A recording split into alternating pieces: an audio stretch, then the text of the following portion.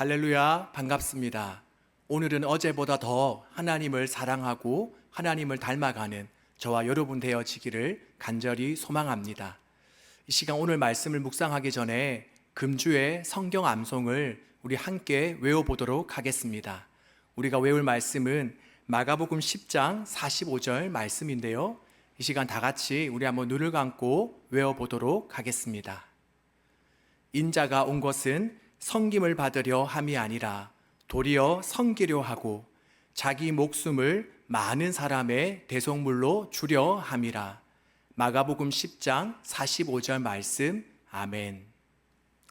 이어서 오늘 우리에게 주실 하나님의 말씀을 함께 찾아보도록 하겠습니다. 찾으실 말씀은 예레미야 29장 24절부터 32절까지 말씀입니다.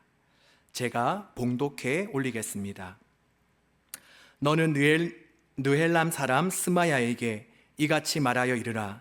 만군의 여호와 이스라엘의 하나님께서 이와 같이 말씀하여 이르시되 내가 내 이름으로 예루살렘에 있는 모든 백성과 제사장 마아세야의 아들 스바냐와 모든 제사장에게 글을 보내 이르기를 여호와께서 너를 제사장 여호야다를 대신하여 제사장을 삼아 여호와의 성전 감독자로 세우심은 모든 미친 자와 선지자 노릇을 하는 자들을 목에 씌우는 나무 고랑과 목에 씌우는 새 고랑을 채우게 하심이오늘 이제 내가 어찌하여 너희 중에 선지자 노릇을 하는 아나돗 사람 예레미야를 책망하지 아니하느냐. 그가 바벨론에 있는 우리에게 편지하기를 오래 지내야 하리니 너희는 집을 짓고 살며 밭을 일구고 그 열매를 먹으라 하셨다 하니라. 제사장 스바냐가 스마야의 글을 선지자 예레미야에게 읽어서 들려줄 때에 여호와의 말씀이 예레미야에게 임하여 이르시되 너는 모든 포로에게 전언하여 이르기를 여호와께서 느헬람 사람 스마야를 두고 이같이 말씀하셨느니라. 내가 그를 보내지 아니하였거늘 스마야가 너희에게 예언하고 너희에게 거짓을 믿게 하였도다. 그러므로 여호와께서 이와 같이 말씀하시니라. 보라, 내가 느헬람 사람 스마야와 그의 자손을 벌하리니 그가 나 여호와께 패역한 말을 하였기 때문에 이 백성 중에 살아남을 그의 자손이 하나도 없을 것이라. 내가 내 백성에게 행하려 하는 복된 일을 그가 보지 못하리라 하셨느니라.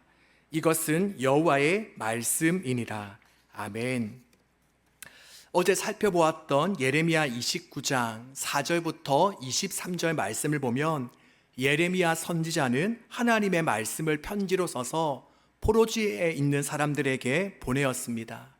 그 편지의 내용은 이러합니다.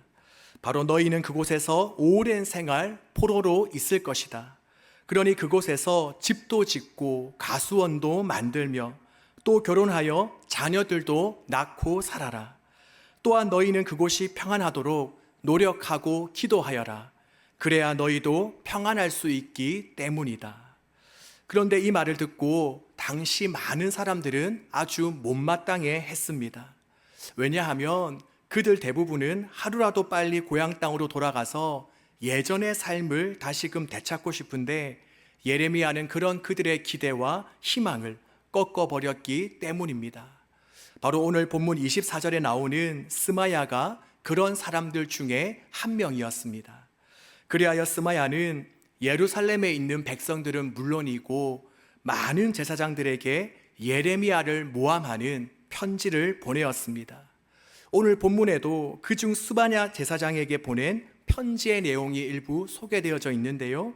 거기에서 스마야는 스바냐 제사장에게 제사장님은 성전 감독자가 아니십니까?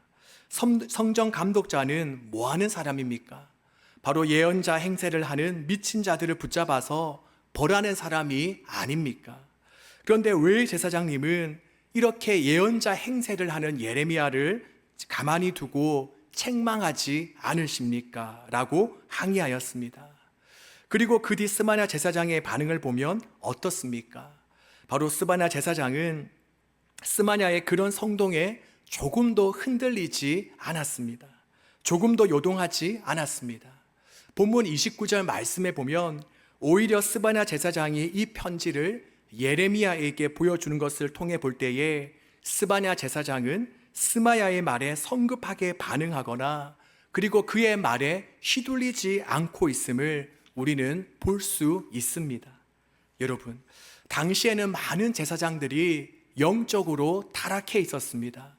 그래서 하나님이 주신 말씀을 제대로 선포하기보다는 자신의 생각이나 의견, 그리고 자신의 주장을 하나님의 말씀인 양 선포하며 많은 사람들을 잘못된 길로 인도하였습니다.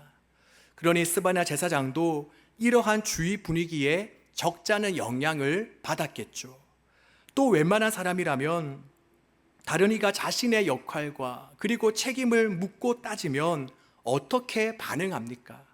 바로 지금 자신이 맡겨진 역할을 충실히 잘 감당하고 있다는 것을 보여주기 위해서 앞뒤도 따지지 않고 예레미야를 잡아다가 그를 처형하지 않았겠습니까? 하지만 스바냐 제사장은 결코 당시 분위기에 휩쓸리거나 또 다른 이들의 눈치를 보지 않았습니다.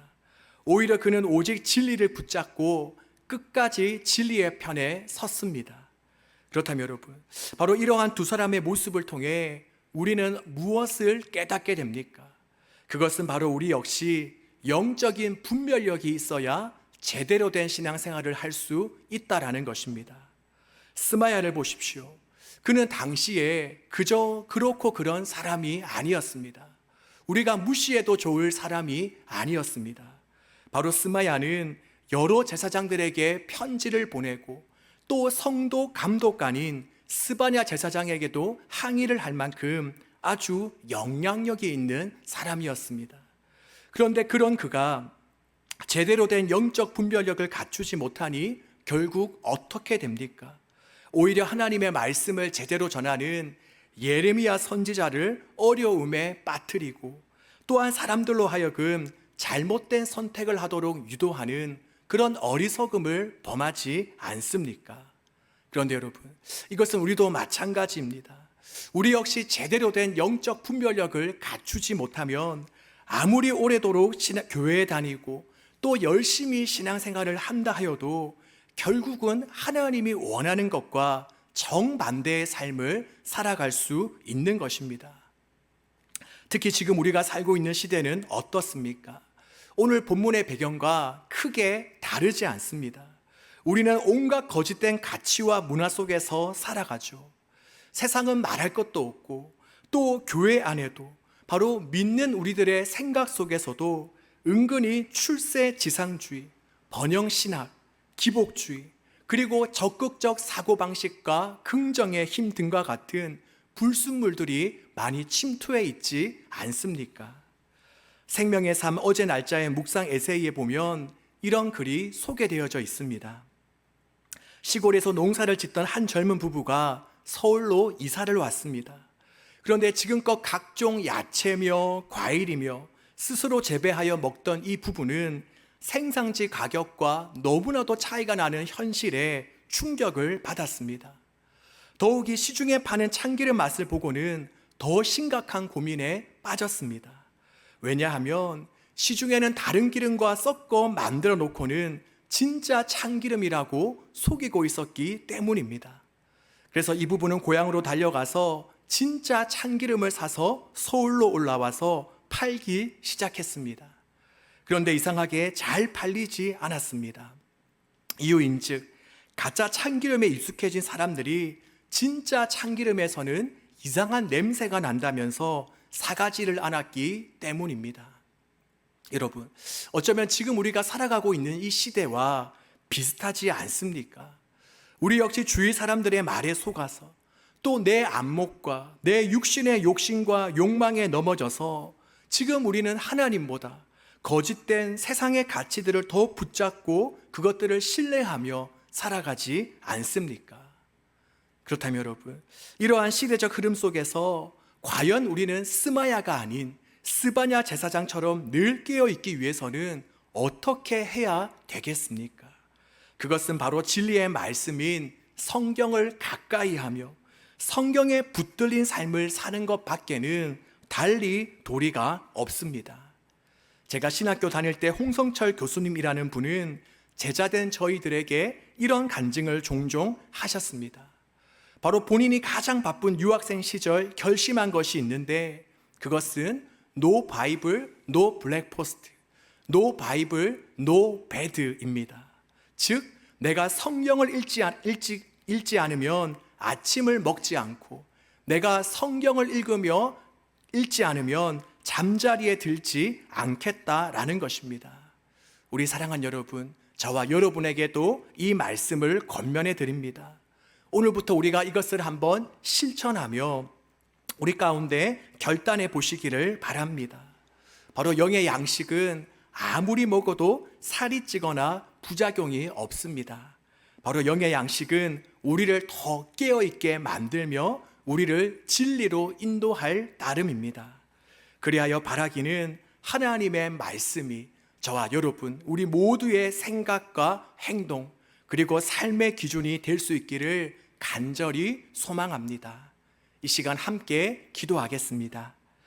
사랑의 하나님, 오늘 하루를 살아가는 우리에게 영적인 분별력을 더하여 주시옵소서. 거짓이 난무하는 이 세상 속에서 진리이신 하나님을 볼 수 있는 눈과, 그리고 진리의 말씀을 들을 수 있는 귀를 우리에게 허락하여 주시옵소서.